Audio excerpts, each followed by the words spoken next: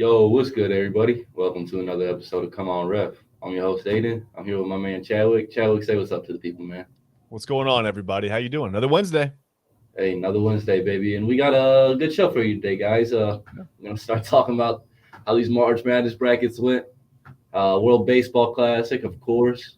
We're gonna do something a little different for you guys today. Do a little Browns 2000s draft. See who we like the most in the 2000s. So let's start at the World Baseball Classic, Chad. Obviously, a crazy game, really competitive the whole way through, with more of a storybook ending with Otani versus Trout. What do you think of the game? Yeah, I mean, you couldn't script it any better. Mhm. Storybook ending maybe didn't end quite the way we wanted it to on this side of the Right. match, but the book. But yeah, I mean, I don't know. I thought it was a really good game. At least at least you had that. I didn't see the numbers, the actual numbers. I know that there was some speculation that it might be, the most watched baseball game in the history of television, which is pretty cool. Yeah, I don't know if you saw 93.6% of Japanese households had the Mexico Japan game on the night before. 93.6%. Think about that. I mean, I think about the viewership numbers of like this. How many people would be watching the Super Bowl if 93.6% of households in America had it on? I mean, that's wild. It's Um, insane. but yeah, the game. I thought the ending was amazing. Two teammates, in America. Shohei Otani gets Mike Trout on the slider to end the game. You said it before the show. We talked about it. Nobody in the world was going to hit that pitch. No. You just can't. I kind of get the sneaking feeling that Trout was looking for a splitter there. That was kind of the recipe for Japan's pitchers through most of the tournament. I mean, just tunneling pitches. I mean, this guy's still 100 miles an hour. That's hard enough to hit anyway. And then they're tunneling just, all these guys had a split finger that just literally fell off the table. It disappeared on guys. They all have a pretty tight slider. I mean, obviously Otani's a little bit next level. But yeah, and Sasaki as well. But yeah, I don't know. I good pitching, good defense from Japan. I'm just not surprised that they went 7-0 and won the thing. I mean, what did you think about it? Uh, as a whole, I thought it was obviously the U.S. showed out a little more than I thought they would. I thought they would probably end up losing the semifinal. To be honest, they Yeah. weren't looking very good. Trey Turner pulled through in a big way for us, Wow. and I think that was still in pool play if I'm not mistaken. But like we talked about it, nobody's hitting that. He gave you 100, 101, and 102. Yeah. You know, I mean, he did challenge. Like people are gonna say, "Oh, don't run from Trout." He challenged him twice, and Trout missed both of those before he blew it by him twice.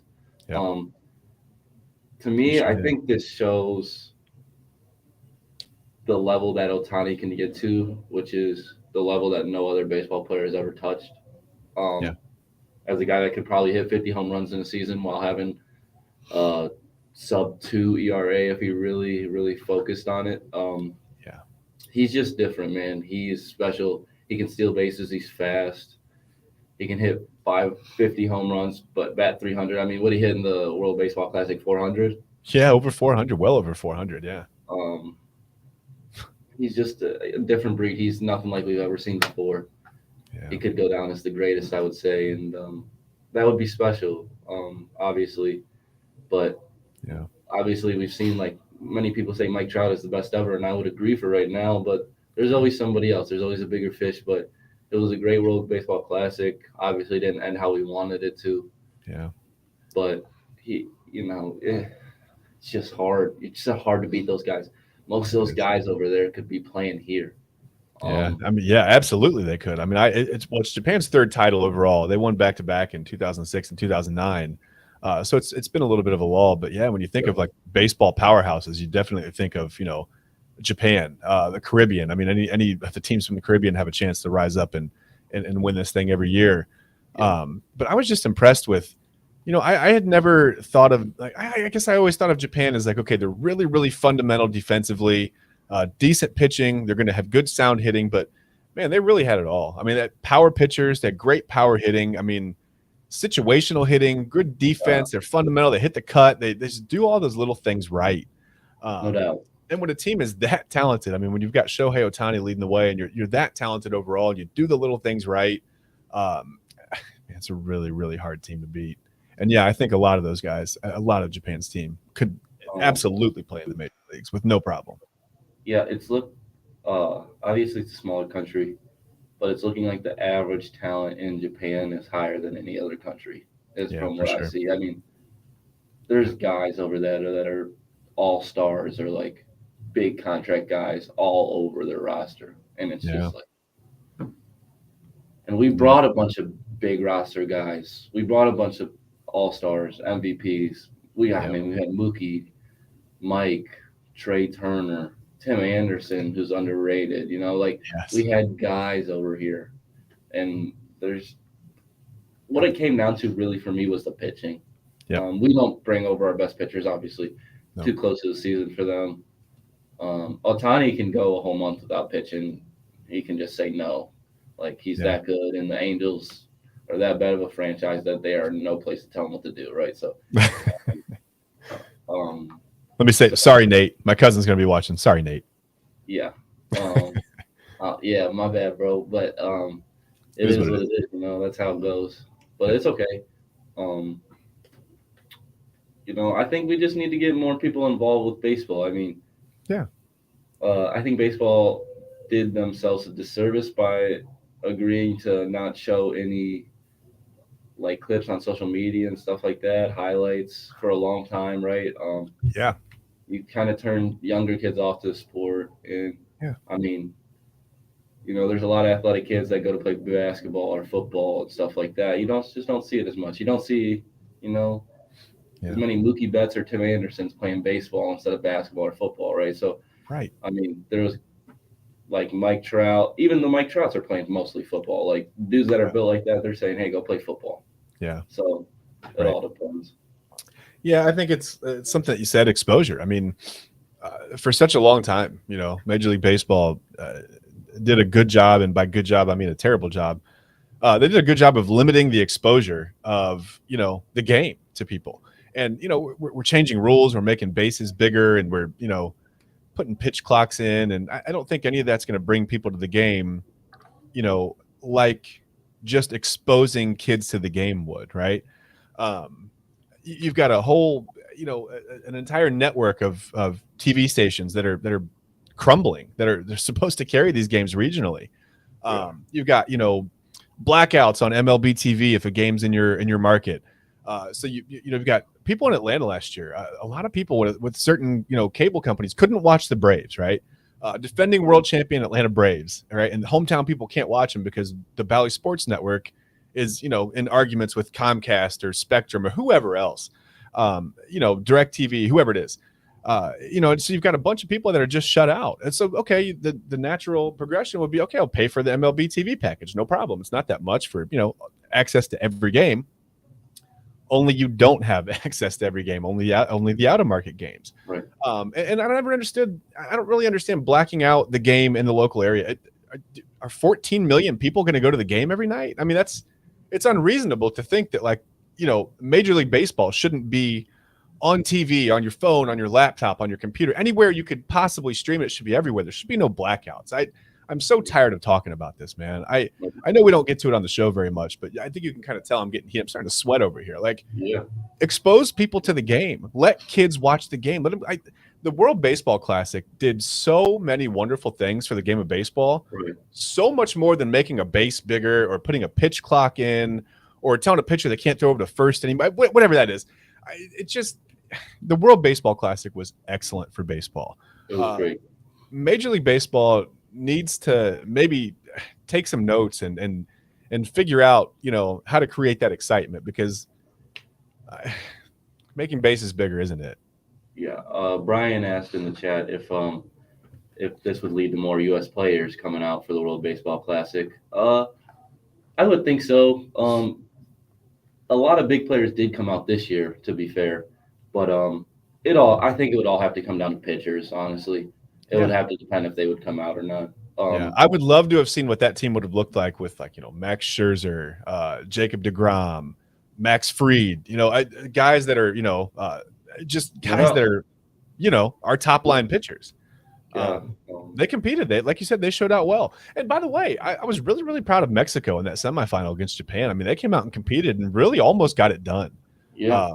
You almost saw a U.S.-Mexico final last night, which I don't think anybody at the beginning of this thing would have guessed would happen, Not at all. I was really impressed with them. But yeah, I mean, the U.S., they got a couple of solo home runs last night. Trey Turner, like you said, I don't know if you said, but his 5th home run of the World Baseball Classic. It Yeah, tied he's been South awesome. Korea's Lee Sung-yup.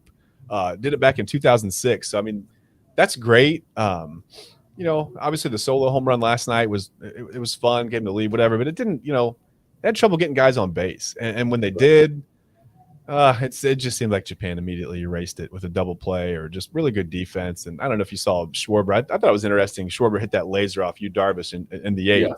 And I thought, okay, here comes the U.S. This is like, this is going to bring them back. It's going to wake them up a little bit. But I thought Darvish did a nice job, settled down, got out of the inning, and then obviously he had to deal with Ohtani in the 9th.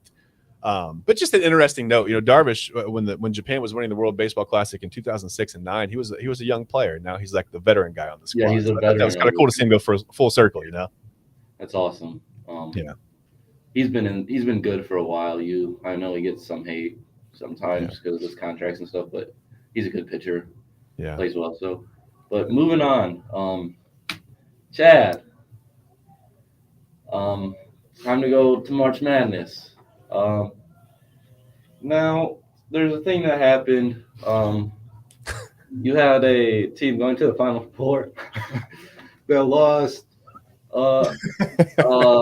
in the first round. A first seed lost to the 16th seed for the second time ever, and it was Purdue, and you had them go to the Final Four. Your thoughts? Listen, my thoughts are if we go back, I bet if we pulled up the tape and watched the show, the last thing I said is, hey, it'll probably be Purdue that loses as a 1 seed, right? So that's the last prediction that I really made. I'm going with that, honestly. No. Wow. Yeah, what happened? Purdue couldn't score. I mean, what was that for like almost 6 minutes? They didn't score down the stretch. How? Yeah. How? It just looked like the refs let a little more physical play go. Than they really did in the Big Ten. A little bit, like against Edie, they let them be more physical with Edie. They were a shorter team. Listen, that's the Shaq effect, right? Edie's 7'4", 200 and some pounds. I mean, nobody can match up with him physically. I mean, I think maybe the right move is to let him play a little bit, right? Yeah, and on the offensive end, they had, a guy. They had Edie guarding a guy that was stepping out for threes, and he was in the paint trying to protect the rim. So, they just outplayed him, man. And Purdue guards, like I said when we talked about it, don't handle pressure well. They're very good, not very good, very bad against ball pressure. Very they young. turn it over often. So it just didn't go their way, man. Yeah. It just broke down. They played terrible. They played god awful. Well, and it's what you said with Edie. I mean, they had him doing so much on defense.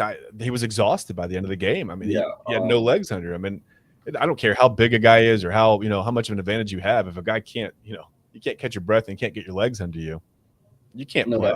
But I just thought it was amazing that for 5.5, 6 minutes, Purdue, with a unanimous first-team All-American, Naismith Player of the Year candidate, couldn't put the ball in the bucket. I mean, the guy's 7'4" that couldn't put the ball in the bucket. That's amazing to me. And by the way, how about Sean Moore, hometown kid from Columbus, having a huge game against Purdue? Season high 19 points. That was pretty cool. Pulled down 5 rebounds. He also blocked 2 shots. That was a season high for him as well. I had so much confidence in Purdue going to this game that I bet $5 on Fairleigh Dickinson.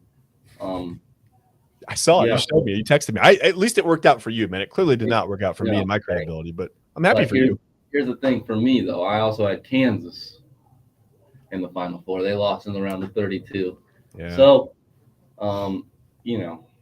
that's a little tough for me too. Not as bad as 1 versus 16, but not nearly as bad. But Kansas did redeem me a little bit. I told you I didn't feel like this didn't look like a 1 seed. That's true. Obviously Princeton. Yeah. With 2 big back-to-back wins going to the Sweet 16 now. I think their run could end here, but the bracket kind of broke good for them with a chance to go to the Elite 8. Yeah. But I think Bama's easily the favorite right now. Yeah. I think they're the best team in college basketball. Not even close. I think they have the best player in college basketball. And Brandon Miller, I know there's a lot of stuff going on about him that are rumors that I can't speak on, right? I don't know if this is true or that is true, so I won't speak on that. I'll just talk about him as a basketball player. And him as a basketball player is a 6'9", 6'10" wing that shoots threes, can get to the rim, and is a playmaker. So, is also one of the best defenders on his team. Yep. That's a lot. That's a top 3 pick in the NBA draft. Be honest, if nothing happens to him legally, he'll easily be a top 3 pick in the NBA draft. Yeah. He's that good. He's a matchup nightmare in the NBA right now. Yeah. Imagine, college kids, San Diego State trying to, no offense to San Diego State, they're a good team. They're top 10 in defense in the country. Yeah. But I just don't think they have a single player that can really match up with Brandon Miller. And like you said, the bracket broke great for Princeton. I mean, I think they can get by Creighton. I think that's a much better matchup for them than Baylor would have been. No doubt. So I think maybe you see them in the Elite Eight, but I don't think there's any chance 15 seed Princeton gets by what I'm assuming is going to be Alabama. Yeah. I don't see that happening at all. I don't see that. Great game coming up with Xavier in Texas. I think will be a great game. I think Texas is really good. We'll see what happens though. Yeah. Watch the guard play in that game, by the way, too. I think the guards are going to be really, really fun to watch. Xavier's been a fun team to watch. A great game to watch. I'm blanking on the other game right now. In the West, in that Midwest bracket, you've got Houston and Miami, which I think Houston moves on there. Yeah. I had Houston in my Final Four. Yeah, I agree. I think Bama and Houston are two best teams in the country. I do too. I think that's who. I think it comes down to Bama and Houston at the end of it. I really think. All the Florida Atlantics and the Prince. The stories are fun, but I mean, really, we've got 2 1 seeds that I think are going to match up in the championship game, and that's about it. Yeah, they're really good basketball teams. Obviously, I think Bama has the advantage with the big Sasser's a really good college basketball player, right? I think Brandon Miller's just on a different level, and they have a few other guys that are really good. Javon Quinierly is their point guard, really good player. They just have guys all over that can play basketball really well. And Houston does too. They have Jarris Walker, who's probably a top 5 pick, number 25. He's more of a defensive guy. He might get that Brandon Miller assignment if they match up, which would be awesome to see. Yeah.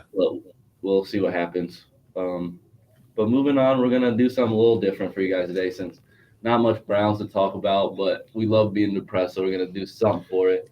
We'll do a little 2000 Browns draft. Who we would like. Me and Chad are a little different in age, just by a little bit. So who we might remember the most is a little different, right? But it's going to be the 2000s. We're going to do like a 7-on-7 game. So 2 defensive linemen, 2 linebackers, 2 corners, and a safety. And on offense, 2 linemen, QB, 2 running backs, 2 receivers. So just a little 7-on-7. We're just going to put them out there, and then we're going to talk about the players that, hey, we haven't heard about them in a while, or, hey, why'd you pick this guy over this guy? So we're going to talk about it. So, Chad, why don't you lead us off, man? All right, let's start. I had the offense, like you said.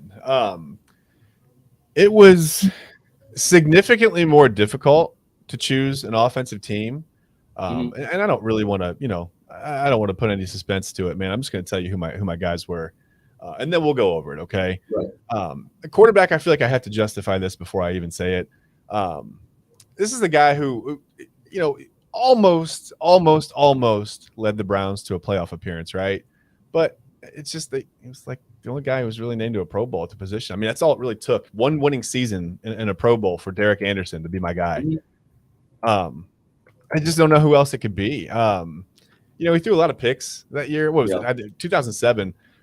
29 touchdowns, 19 interceptions, barely completed 50% of his passes. Imagine if he would have been accurate in any way, shape, or form, how many yards he could have thrown for.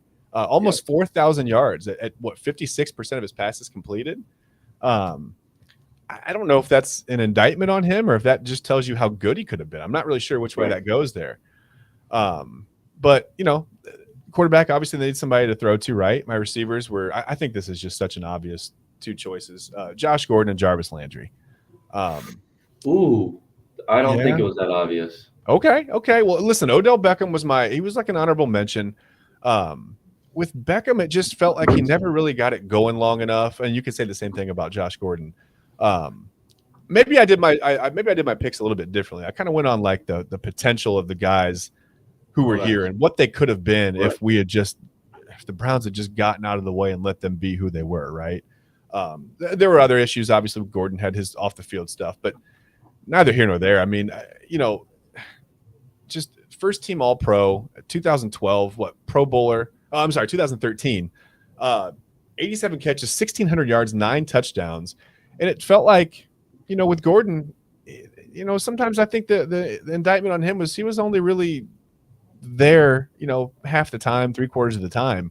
and still put up ridiculous numbers. No, Just so many memorable plays. The 95-yard catch against Jacksonville. I mean, it was just a little comeback. He just turns around and goes and runs out, just outruns the whole defense. He was really just a special, player. I don't know if you remember the slant to the house against the Patriots. Just a normal little slant, and he just takes it up the seam and he's gone. Oh, yeah. He was a different breed, man. Yeah, absolutely a different breed. And the thing about Landry, the reason I picked Landry, he was a leader from day one here, right? I don't know, you remember the HBO Hard Knocks? I mean, the whole, maybe it was for the cameras, maybe not, I don't know. But he kind of went in on the receiver room, and I remember raising my eyebrows a little bit, like, okay, like we got a guy here. You know what I mean? Like this guy's going to change the culture, and I think he did that for the time being, right? When he was here, I think he absolutely changed at least the culture of the receiver room. He and Beckham went, had 1,000-yard receiving season the same year. Is that the only time in Browns history that's happened? I think that's the only time in Browns history they've had two receivers go for 1,000 yards, right? I think so. Yeah, I mean, so obviously they were dynamic together. I went back and forth on Beckham or Landry, but Landry just, he changed the culture from what it was before he got here to this kind of a positive thing. And yep. I like that about him. He was a leader. You know what I mean? No doubt. My offensive lineman, I think this is really obvious. Is anybody going to pick anybody other than Joe Thomas and Alex Mack? Oh, I think the people would. Okay. The reason I like Alex Mack, toughness, man. I mean, the guy played through appendicitis when he was here. Mm-hmm. I don't know if you remember that, broke his leg against the Steelers or whatever, and I think that kind of that muddied up the rest of his career here a little bit. But Mack was just so legendary for being tough. I mean, all the way even in high school and all the way through college at Cal, he just had this I don't know, this reputation for his work ethic and being a tough kid, And I thought that really exemplified what the Browns are supposed to be all about. And obviously Joe Thomas, I mean, unanimous first ballot Hall of Famer. I don't know how many times Thomas was. I mean, just a ridiculous amount. All pro, Pro Bowlers. Just ridiculous for Joe Thomas, right? The guy you could have tied one hand behind his back and maybe taken a leg away, and I still think he could have had a good career here. And then my running backs, I think we're going to disagree here. This could be kind of fun too. Obviously, it's Nick Chubb, right? That's pretty easy. And even though he wasn't here for very long, I did this again with a guy, Jamal Lewis. I thought he made such an impact when he was here. And again, that may be back before, you were barely born, man. You know what I mean? You were just a kiddo, man. I remember when they invented dirt. So listen, I've been around a while, but yeah, he was 2 seasons over 1,000 yards, scored 13 touchdowns in a couple years here. I just remember a bunch of tough runs from Jamal Lewis. It felt like he always fell forward, always picked up a tough first down. He was just that guy, man. He was part of a winning team, the 10-6 team that he was on as well. And by the way, that offense was 8th, and that scoring offense, I should say, year was they were 8th in the league in scoring. Really good dynamic offense that I think he was kind of a catalyst for, because Derek Anderson completing 56% of his passes, throwing 19 interceptions. He wasn't solely responsible for that season. You know what I mean? No doubt about it. So yeah, I got Chubb and Lewis there. I agree with your running backs. Yeah, I definitely think.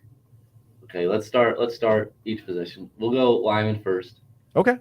I definitely think that there is a good chance that a lot of people would pick Batonio over Alex Mack. Okay. I can see it. All pro a few times. Yep. He's going to have a chance, I think, a decent chance to be a Hall of Famer. Yep. Played a lot of games at guard as maybe the best guard in football, and has kicked out to left tackle when we've needed him to, right? Yep. Been a lifelong Brown, second-round pick. He's been great his whole career. I mean, multiple-time Pro Bowler, the whole thing. So that's probably where I go. I definitely go Josh Gordon. Now, both the receivers you mentioned, I don't know if I'd go either of them. Okay. I might go, if we're talking about one season or, potential and who they were for a couple seasons. Yeah. I feel like Braylon Edwards has to be in that conversation. Yeah. The Derek Anderson year, Braylon Edwards was the number one target easily over 1,000 yards. I'm pretty sure he was a Pro Bowler that year. Yeah. He had a couple 1,000-yard seasons, I believe, with the Browns. Yeah. Top 5 pick, right? I think he was 4th or 3rd. Yeah, third. Yep. No, he I didn't know he quite was live up to that, but he was good here. out of Michigan, but That's okay. I don't know. The production, I think, definitely stacks up, and probably in eras is probably above what Landry and Odell did here. I would agree with that. I would agree. The production definitely is better. But here's what I did at the end of the day when I was kind of torn on two guys. I closed my eyes and I just kind of said their name out loud, right? And like the first thing that popped into my head, I went with, right? So it was between Jarvis Landry and Braylon Edwards. It was really close, and Odell Beckham, okay? Odell Beckham, it didn't end great here. Unfortunately, that was kind of my lasting memory of him. That it seemed like he never wanted to be here, and that's okay. Landry, leader, right? Both start with L. It just popped right into my head. When I thought of Braylon Edwards, the only thing I thought of were like a bunch of drop passes at the end of his career here. Just a bunch of drops. And that was my lasting memory. And that's honestly the reason that I picked Landry over those two. I understand that. And I'm not mad about the Landry pick. Yeah. I definitely see. Yeah. I get Batonio for sure. There's definitely some questions there. There's going to be some people say if you're going to go 1 year for 1 year, Baker Mayfield led a playoff team. That's always going to be up there. But again, it was closing my eyes, and it was like, okay, two quarterbacks that we kind of won in spite of Derek Anderson. You know what I mean? Like, I agree. I don't know. I don't know if I agree, but I wouldn't pick either. You did the offense for a good reason because I wasn't picking either of those guys. I wanted to pick RG3, but he just never got going here. Yeah. But as far as talent goes, I think he was probably the most talented quarterback that's been through here in a while. Yeah, and until this guy we have now, who we'll see what happens. We'll see. All right, let's do the defense. Let's get to your picks. I want to see your picks, man. Now, I'm a little younger, everybody. I'm a little younger. All right, so don't kill me.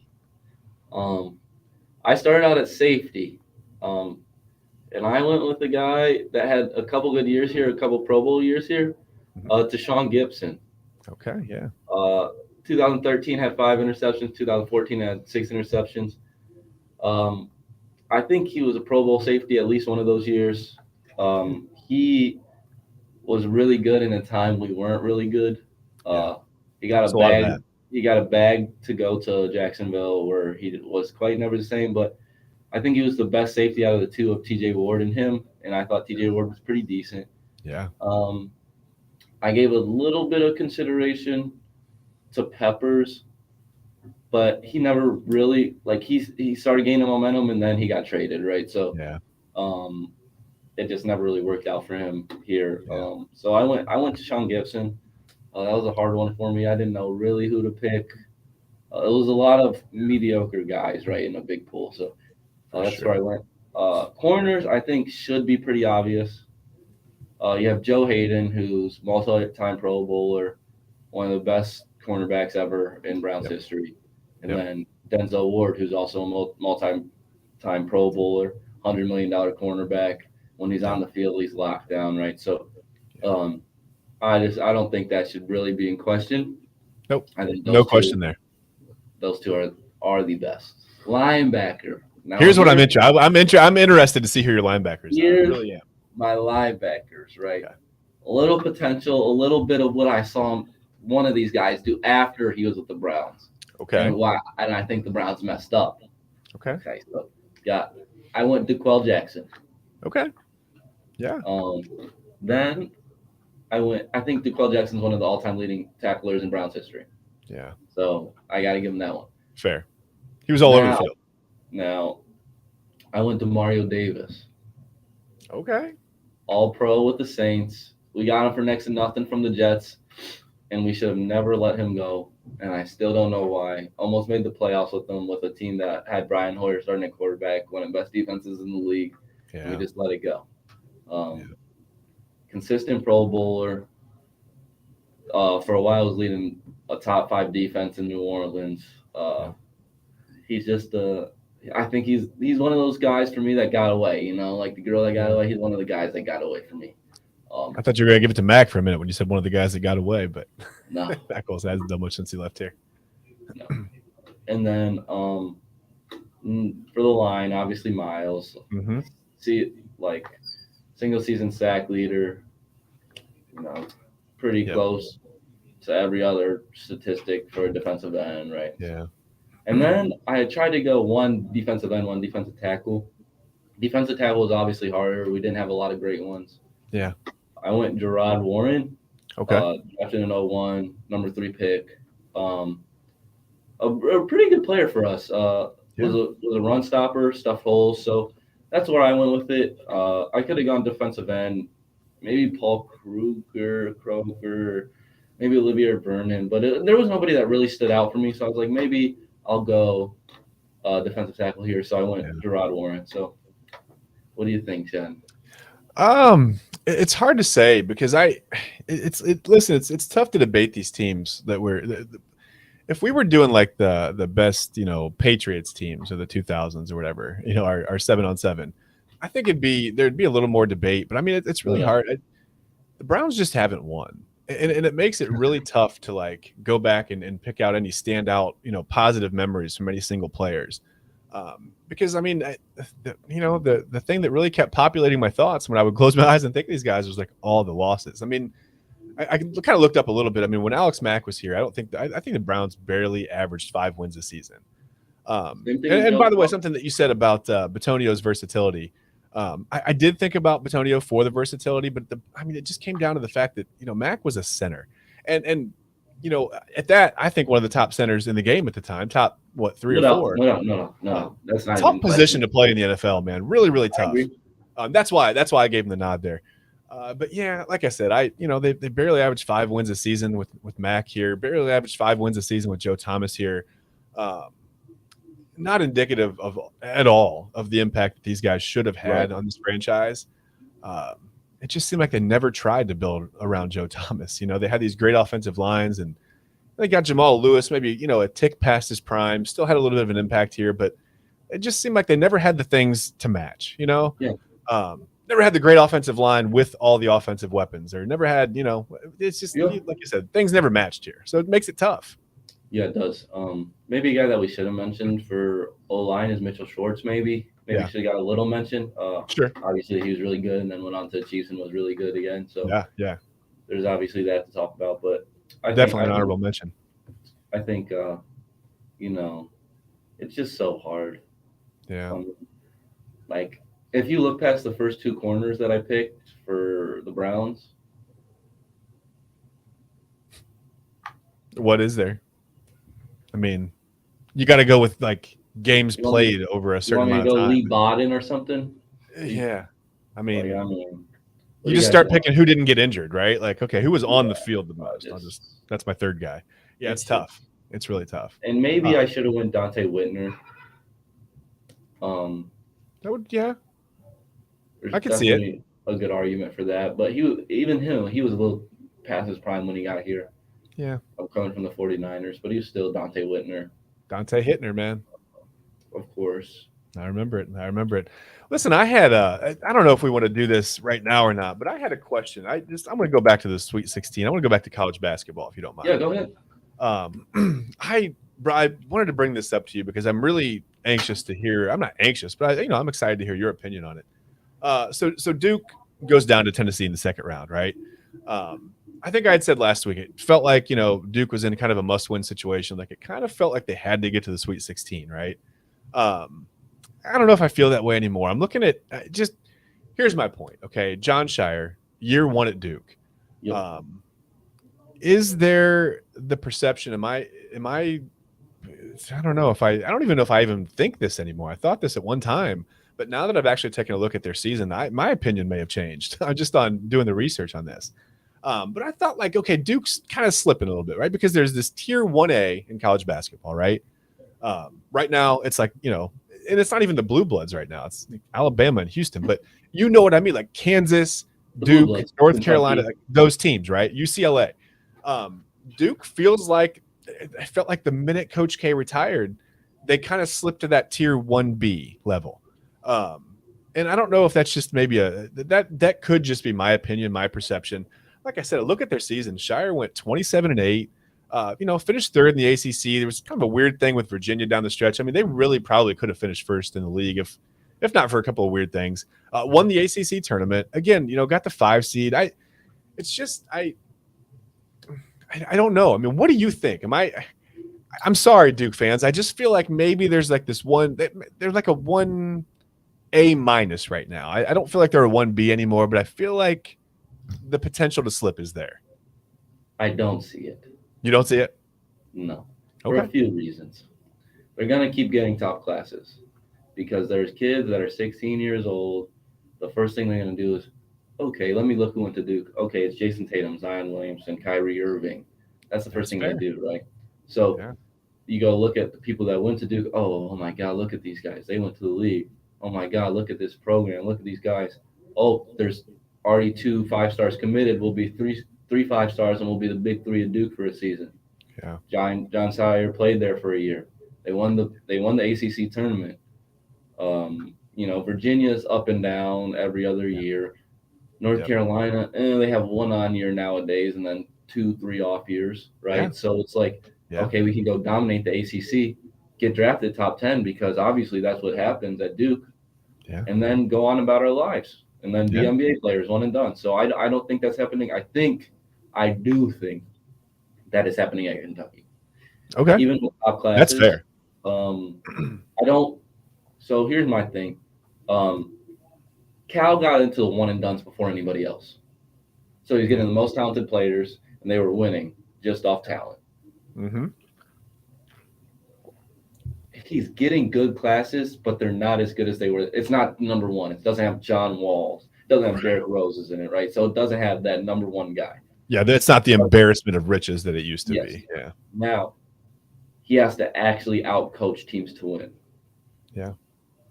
Coach Cal is getting proven to not be a top-tier basketball coach. That's fair. And listen, I think especially in basketball, it's really, really easy to get 4 of the top 12 players every year and go out and compete for a national title, right? When it's such a one and done kind of a situation with college basketball. It'd be different if everybody in the nation built, for 3 or 4 or 5 years, even whatever. And you had all these 50-year seniors and guys that were around forever, but that's just not the nature of the game. Yeah. Yeah. But also, sorry to interject here. No, you're okay. But sometimes like a mix is good. Like you see Houston. Yeah. They got guys that are seniors and juniors, but then they have Jarris Walker, who's going to be a top 5 pick. Yep. So a mix, like Alabama has Brandon Miller, but they also have 3rd and 4th year guys. Yeah. You need a mix. It can't just be one way. I think Kentucky got in the bad habit of going one way, right? Which worked for a while because it was just out talenting everybody. You had Bledsoe, you had Cousins, you had John Wall all on one team. Yeah. And then you had Julius Randle, you had James Young, who like guys that were all first-round picks, just boom, boom, boom, boom. Yeah. Karl Anthony Towns and all, like Anthony Davis, Michael Kidd-Gilchrist. Like, I mean, you're these teams are ridiculous. Andrew and Aaron Harrison, who were top 10 players in their class, right? It's just like you don't. Reminds me of that UCLA team with Kevin Love and Russell Westbrook. Yeah, you don't get that anymore. And even when we did get that, the last time we got that with Duke, with Zion, Cam Reddish, Trey Jones, and RJ Barrett, of course. Yep. They still didn't win it all because at some point you need veterans. I agree. Right? It's going to get tough, and talent's not always going to just pull you through. There's going to be teams that have enough talent and more experience to beat you. Yeah, well, this is what happened to Purdue. I mean, inexperienced guards against a lot of pressure and a lot of defensive intensity, and they couldn't get it done. Yeah. So, I see it. And that's what scares me about Kentucky. I just don't think Coach Cal is coaching above anybody right now. Yeah, speaking of coaching too, I did want to say I thought it was pretty cool that Fairleigh Dickinson, head coach Tobin Anderson, actually he rode that wave of the upset of my Boilermakers. Okay, whatever. He's now the head man at Iona. He's replacing Rick Pitino at Iona now. So I thought that was. Well, I think Tom Izzo, should he be achieving more in the regular season? Sure, but you get him in this one game elimination, and he's out coaching guys. He's out coaching Marquette, right? So what does that tell you? Does so is the Big Ten the SEC of basketball? Then do they cannibalize each other in basketball all year, and then I mean, because Kind right of. now the So Ivy League has as many teams, in the yeah, Sweet 16 as so what the Big kind Ten, of, the and Pac-12. yeah, a little bit because and they play a different style of basketball. They play through big men a lot, which is never works. Yeah, And it just like that's not where basketball is anymore. You get a yeah, wing or you get a guard that's really good, and then yeah, you find a big man that sets good screens and rolls and dunks and catches lobs and can get a post up once in a while, right? That's what you yeah, want. yeah. We're not just Um, plopping a 7-footer in the key anymore and going, "Hey, get down there and do work." and also the reffing in the Big Ten is different. It's a lot like if you bump somebody, it's more of a ticky tack foul in Big Ten. Like you get a foul for that. Yeah, When you go to March, a bump isn't a foul anymore. It's like playoff basketball almost. It's like, hey, that's a foul in yeah, the regular season. That's not a foul now. yeah. You see guys looking around for help, like, come on, Yeah. it's contact So with blow the and whistle. and I think the biggest difference in reffing is from Big Ten to March, from Yeah, any other conference. Like ACC is closer to March. The Big 12 is closer to March. So yeah, it's just the SEC is closer to March. So I think it's a multitude of factors. I do think he just can't play through a big guy like that anymore. Threes always reign supreme. If a team shoots more threes and hits it at a decent clip, you're gonna lose. yeah. It's just Maybe, it's but just then you just bad. had Texas move on to the Sweet 16, hitting one 3-pointer against Penn State. I really thought Penn State was going to win that game. Penn State had a good chance to win that game because Texas made one 3-pointer, Yeah, yeah. and But they still found a way to move on because I and think Texas is the way more talented team, but it was close because Texas made one 3-point shot, right. and that's what it comes down to sometimes. And Maybe that's the big arena effect that I was talking to you about. I feel like that happens every year where a team comes in and maybe they play in a, I don't know if this is even a thing, but they play in an arena with more depth behind, the bucket than they're used to. And things look different, man. now coming from like obviously I didn't play at a super high level. I played some high school ball and stuff. Yeah. Like the depth perception matters. Yeah. Like where like the crowd is and like the walls and stuff are matters. Like Yeah. if you're a good basketball player, you'll adjust after like the first quarter or the Sure. It's muscle memory. Yeah. first 10 minutes, right? But like at first it can be a little weird, like, but still like at the end of the day, players got to play. Yep. You got to make plays to win. You're the number one seed. You're playing a team that didn't win their conference, by the way. Fairleigh Dickinson didn't win their conference. And they got in to a 16 seed versus 16 seed game and won. And then the coach said after the game, we're going to beat you guys. The more I look at Purdue, the more I think we can beat them. Yeah. So, and then they did it. So, like, and at the time, listen, I had picked Purdue, right? And at the time when I heard that, man, I was like, right? Like, let's go. Like, but they did, man. They got it done. And it's like they had a plan and they executed. And I was really impressed. Like I said, just the way they ran Edey around and really just took his legs out from under him. That was really smart, man. Really smart. They did a great job, and they did a good job pressuring the guards and forcing turnovers. And their guard play was just better than Purdue's. Yeah. Simply put. Yep. And, didn't quite get it done against Florida Atlantic, but that's okay. It's Martin Madness, baby. That's anything can happen. One and done, man. Day. And one and done. Listen, too. I thought of a crazy way to make baseball more exciting, just in a little bit of a short-term kind of a way, too. So the one and done aspect of the World Baseball Classic really got me, right? Yeah. So what if instead of the All-Star break, well, we can still have the All-Star break. That's fine. You can still have the All-Star game and all the stuff. But what if there was like a quick, just single elimination tournament between every team in baseball right before the All-Star break, right? So you win the mid-season trophy or whatever, the mid-season cup. Wouldn't that be kind of fun, man? If you had, you got the amount of teams you can do it. It would be fun, but there would have to be a reward for it. It would have to be, and money isn't going to talk to these guys. Let's be honest. Nope. There would have to be home field advantage type of whoever wins it gets home field advantage for the playoffs. If they make the playoffs. Something. That gets a little wonky because maybe that team is a wild card team, but they have home field advantage throughout the. You know what? Playoffs. Maybe you just throw two teams. If maybe the deal is if you win the tournament, you get to the finals and you don't make the playoffs the organic way. Maybe the deal is you get thrown into the playoffs. You know what I mean? Who knows? Yeah. Because in baseball, anything can happen. I know soccer or football does a lot of mid-season tournaments and stuff like that. They're really big, but we got to figure out a way to do that stuff in America, like while enticing the players. Like NBA's thought about doing a mid-season tournament. Like, you really think LeBron or like KD or Steph's gonna get up for a midseason tournament? Like, they Yeah, don't care. probably So not. And I'll tell you this too. Keith Olbermann was way off base when he said these were meaningless exhibition games. I think you no, saw the emotion, the raw, just no feelings, doubt. the dugouts, man. I mean, guys hugging each other, crying, celebrating. I mean, unfortunately, Edwin Diaz went down with a knee injury from a celebration, but these guys were genuinely happy, to win these Um, games and to represent their country and to play with their brothers, man. I mean, it was really, really fun to watch. I mean, it was great for yeah, the game. I had a really good time watching the World Baseball Classic yeah, it this was year. awesome. And It so was that's awesome. what's got me thinking about the one and done tournament, man. I want to see a bunch of single elimination tournaments now. And yeah, it's just like for a lot of these countries, this meant more than at the MLB for a lot of these teams. Yes. Right? So that's what it comes down to. And there's not much else to say, man. It's just That's you it. got March Madness, you got the Great World Baseball Classic that didn't go our way. That's okay. Got more Browns depression, but a couple nice signings. Um, Yeah. Some depth. Cavs win. Trying to secure home court for the first round against the Yeah. Knickerbockers. Hey, fired We'll up. Here see, we go. but we'll see what happens, and we'll be here to talk about it with you guys every Wednesday, like we always are. A You know it. mainstay for you guys. Hopefully, hey, like, subscribe, comment, see what we can do better, man. I've been Aidan Chadwick. I'll never pick Purdue again. Hey, happens to the best of us. This has been Come On Ref. Thank you guys for watching. Thanks for watching. Have a good day, guys.